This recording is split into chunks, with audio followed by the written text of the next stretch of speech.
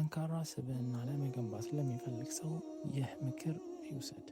ወላሂ ሞክረው፣ አስገራሚ ውጤት አለው። በጣም ቀላል ነገር ግን ተግባራዊ ለማድረግ ከባድ። ረሱል ሰለላሁ ዐለይሂ ወሰለም አንድ ሰው እስልምናውን ለማሻሻል ወይም ለማሳመር ከማይመለከተው ነገር መራቁ ነው ብለዋል። የማይመለከተ ቦታ አትግባ፣ የማይመለከተ ነገሮችን አትጠይቅ፣ የግል ጉዳይ ያልሆኑ ነገሮችን ለማወቅ አትፈልግ። በህይወትህ ውስጥ የማይጠቅሙ ነገሮች ሁሉ ያንተ ጉዳይ አይደሉም። የሰዎችን ችግር ለሚስጥር ለመበርበር አትሞክር። አልተጋበዝክም፣ አትጠይቅ። አንድ ሰው 2 ወይም 3 ጊዜ ደውለህለት ምላሽ ካልሰጠህ ተደጋጋሚ ጥያቄዎችን አታቅርብ።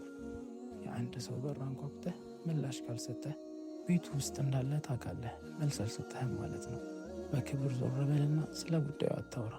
ይህ የእሱ መብት ነው፣ ያንተ አይደለም። እዚያው ተቀምጦ እኮ ነው፣ ቤት ውስጥ አለ፣ ይሄ ነው ያ ነው እያልክ አትሞ።